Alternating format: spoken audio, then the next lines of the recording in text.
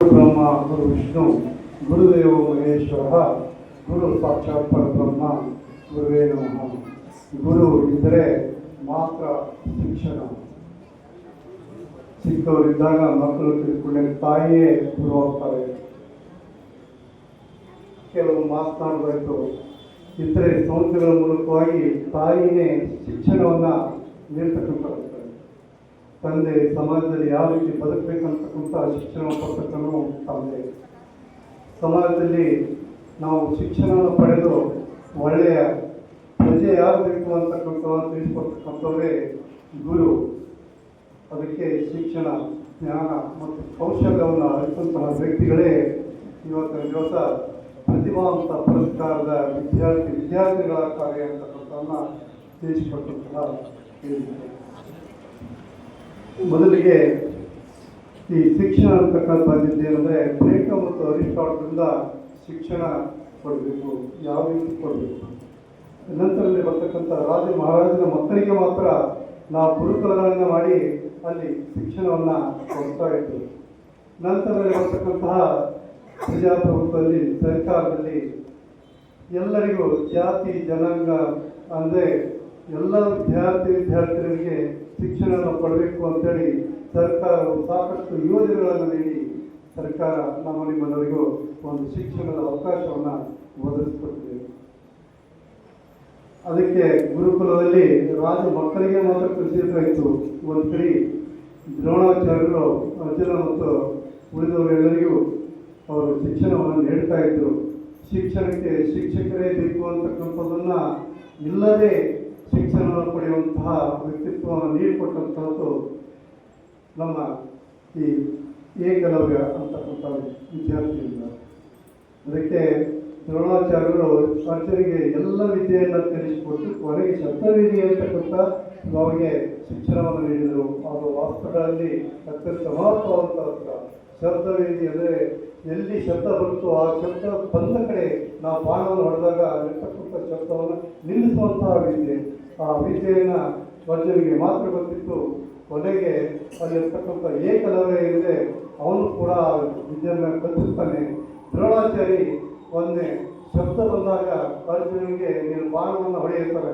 ಅಷ್ಟಲ್ಲೇ ಏಕಲವ್ಯ ಬಾಣವನ್ನು ಹೊಡೆದು ಶಬ್ದವನ್ನು ನಿಲ್ಲಿಸುವಂತಹ ಒಂದು ಕ್ರಿಯೆ ಮಾಡಿದಾಗ ಯಾರು ಮಾಡಿದ್ರು ಅಂತ ಆ ಶಿಕ್ಷಕ ಇರ್ತಕ್ಕಂತಹ ಗುರು ದ್ರೋಣಾಚಾರ್ಯ ಹುಡುಕ್ತಾ ಹೋದಾಗ ಏಕಲವ್ಯ ಇರ್ತಾನೆ.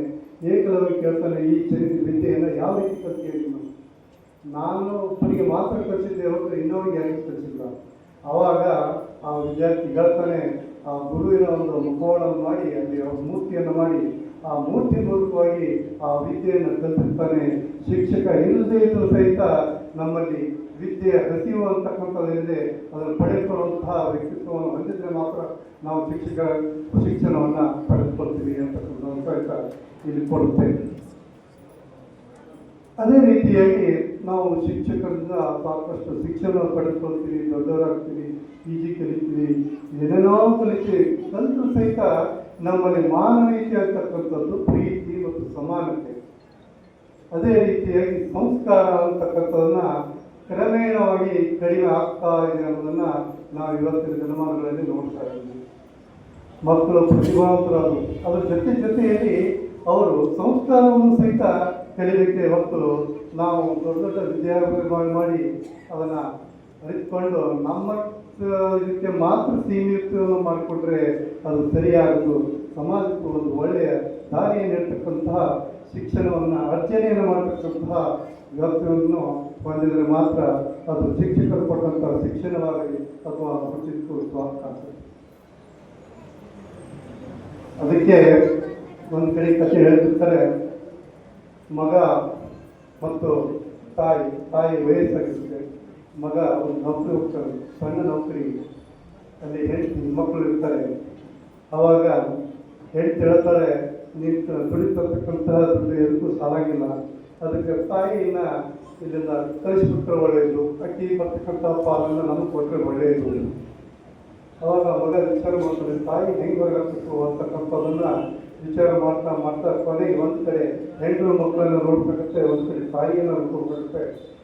ಹೆಣ್ಣು ಮಕ್ಕಳು ನಮ್ಮ ಫ್ಯೂಚರ್ನಲ್ಲಿ ಬರ್ತಕ್ಕಂಥವ್ರು ತಾಯಿ ಈಗಾಗಲೇ ವಯಸ್ಸು ಮುಗಿದಿದೆ, ತಾಯಿನ ಇಟ್ಕೊಂಡು ಏನು ಮಾಡೋದು ಅಂತೇಳಿ ಅವನು ತಾಯಿಗೆ ಹೇಳ್ತಾನೆ, ಅಮ್ಮ ನಿನ್ನನ್ನು ಬೇರೆ ಕಡೆ ನಾವು ಒಯ್ತಾ ಇದ್ದೀವಿ ತೋರ್ಸೋಕ್ಕೆ, ಅಲ್ಲೇ ಇಟ್ಕೊಳ್ಳುತ್ತೆ ಅನ್ನೋ ತಾಯಿ ಇದನ್ನು ಕೇಳಿಸ್ತಾರೆ. ಆದರೂ ಕೂಡ ಆಯಿತು, ಮಗ ಯಾವ ಕಡೆ ಇದ್ರೂ ಒಳ್ಳೆಯವಾಗಿರಲಿ ಅಂತೇಳಿ ನಡಿಯಪ್ಪ ಅಂತ ಕರ್ಕೊಂಡು ಕೆಲವೊಂದು ಪುಟ್ಟಿಯಲ್ಲಿ ನಾವು ಹೊತ್ಕೊಂಡು ಹೋಗ್ತಾ ಇರ್ತಾನೆ. ಹೋಗುವಾಗ ಅಲ್ಲಿ ಬರ್ತಕ್ಕಂಥ ದಾರಿ ತಪ್ಪು ಎಲೆಗಳನ್ನು ಹರಿದು ಒಗಿತಾ ಇರ್ತಾಳೆ. ಕೊನೆಗೆ ಅವನು ತರ್ತಾನೆ, ಲಾಸ್ಟಿಗೆ ಆ ಪುಟ್ಟಿಯನ್ನು ಇಳಿಸಿರ್ತಾನೆ. ಆ ಎಲೆ ಹರಿದದ್ದನ್ನು ಮಗನು ಕೂಡ ನೋಡಿರ್ತಾನೆ. ಆವಾಗ ಇಳಿಸಿದ ಮೇಲೆ ಒಂದು ಕಾಡಿನಲ್ಲಿ ಬಂದು ಇಳಿಸಿದ ಮೇಲೆ ಮಗ ಹೇಳ್ತಾನೆ, ತಾಯಿ ನೀನು ಎಲೆ ಹರ್ಕೊಂಡು ಬಂದಿಲ್ಲ, ನೀವು ಒಳ್ಳೆ ಮನೆಗೆ ತಲುಪಬೇಕನ್ನೋ ದೃಷ್ಟಿಯಿಂದ ಎಲೆಯನ್ನು ಹರ್ಕೊಂಡು ಬಂದಿಲ್ಲ ಹೇಗೆ ಅಂತ ಹೇಳ್ತಾನ. ಆವಾಗ ತಾಯಿ ಹೇಳ್ತಾರೆ, ಇಲ್ಲ ಮಗ, ನೀನು ಕಾಡಿನಲ್ಲಿ ಬಂದೀಯ, ನಿನಗೆ ದಾರಿ ಸಿಗಲ್ಲ, ಅದಕ್ಕೆ ಈ ಎಲೆಗಳಲ್ಲಿ ಆ ಎಲೆಗಳ ರೂಪವಾಗಿ ನೀನು ಆರಾಮಾಗಿ ಮನೆಗೆ ಹೋಗು, ನಾನು ಇಲ್ಲೇ ಇರ್ತೀನಿ. ಆವಾಗ ಮಗನಿಗೆ ಅಲ್ಲ ಇಂಥ ಕಾಡಿನ ಹೆಂಗೆ ಬಿಟ್ಟು ಹೋಗ್ಬೇಕು ಅನ್ನೋದ್ರ ಬಗ್ಗೆ ವಿಚಾರ ಮಾಡ್ತಾನೆ. ಕೊನೆಗೆ ತಾಯಿ ಹೇಳ್ತಾಳೆ, ನಾನು ನಿನ್ನ ಮನೆಯಲ್ಲಿ ಸತ್ತರೆ ನಿನ್ನ ಮನೆಯಲ್ಲಿ ಮಾತ್ರ ಅದನ್ನು ಇದನ್ನು ಮಾಡಿ ನೀನು ಭೂಮಿಯಲ್ಲಿ ಹುಡುಕ್ತೀಯ, ಇಲ್ಲಿ ಕಾಡಲ್ಲಿ ಬಿಡ್ತೀಯ. ನನ್ನಲ್ಲಿ ಇನ್ನೂ ವಯಸ್ಸಾಗಿದೆ, ನನ್ನ ಕಾಡು ಪ್ರಾಣಿಗಳು ತಿಂದು ಅವಾದರೂ ತೃಪ್ತಿ ಪಡ್ಕೊಳ್ಳಿ ಅಂತಕ್ಕಂಥದ್ದನ್ನು ಆ ತಾಯಿ ಮಗನಿಗೆ ಹೇಳಿದರೆ ಮಗನ ಕಡೆ ನೀರು ಬರುತ್ತೆ. ತಾಯಿಯನ್ನು ಮಗನಿಗೆ ಮನೆಗೆ ಒಯ್ತಾನೆ ಅವನು. ಯಾಕಂದರೆ ಇಲ್ಲಿ ತಾಯಿ ವಿದ್ಯಾರ್ಥಿಯನ್ನು ಪಡೆದುಕೊಳ್ಳಿಲ್ಲ ಅಷ್ಟೇ ಹೊರತು, ಶಿಕ್ಷಣವನ್ನು ಪಡೆಯಲಿಲ್ಲ ಅಷ್ಟೇ ಹೊರತು, ಅಲ್ಲಿರ್ತಕ್ಕಂಥ ಮಾನವೀಯ ಮತ್ತು ಪ್ರೀತಿ, ಮಕ್ಕಳಂತಕ್ಕಂಥ ಪ್ರೀತಿ ಅಂತಕ್ಕಂಥ ಏನಿದೆ ಅದನ್ನು ತಿಳಿಸಿಕೊಡ್ತಕ್ಕಂತಹ ಒಂದು ನೀತಿ ಪಾಠ ಇದು. ಇತ್ತೀಚಿನ ದಿನಗಳಲ್ಲಿ ನೀತಿ ಪಾಠದ ಬಗ್ಗೆ ನಾವು ಸಾಕಷ್ಟು ಕಲಿಯಬೇಕಾದಂತಹ ವ್ಯವಸ್ಥೆನೂ ಬರಬೇಕಾಗಿದೆ. ಈಗ ನಾವು ಈ ಕಲಿಯೋದು ಅದು ಕಲಿಯೋದು ಎಲ್ಲವನ್ನೂ ಕಲಿತು ಕೂಡ ನಮ್ಮಲ್ಲಿರ್ತಕ್ಕಂಥ ಸಂಸ್ಕಾರ ಇಲ್ಲ.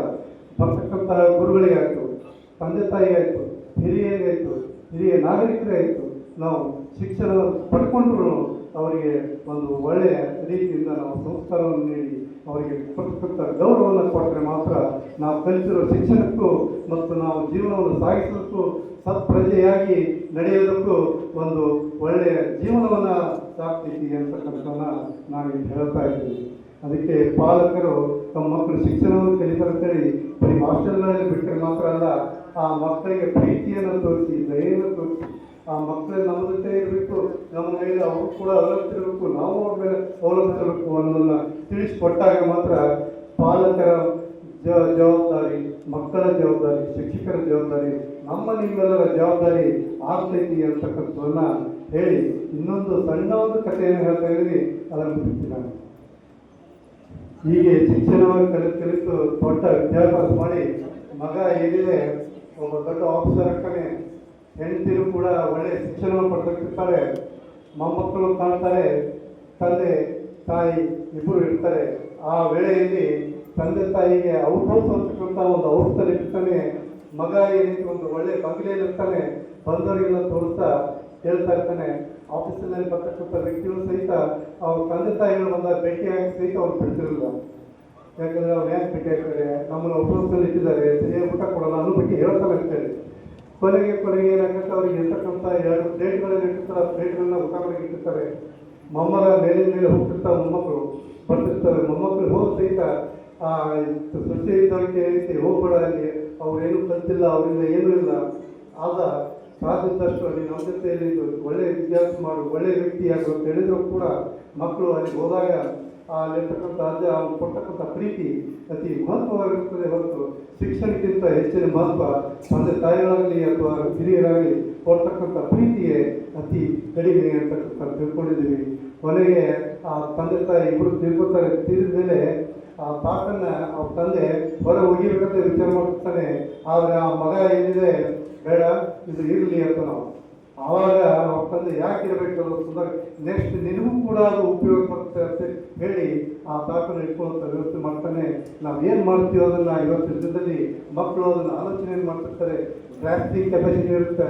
ನಮ್ಮ ತಂದೆ ತಾಯಿಗಳು ಈ ರೀತಿ ಮಾಡಿದರೆ ಅಂತೇಳಿ ನಾವು ಕೂಡ ಹೀಗೆ ಮಾಡೋಣ ಅಂತಕ್ಕಂಥದ್ದನ್ನ ಮುಂದುವರಿಸ್ತಾರೆ.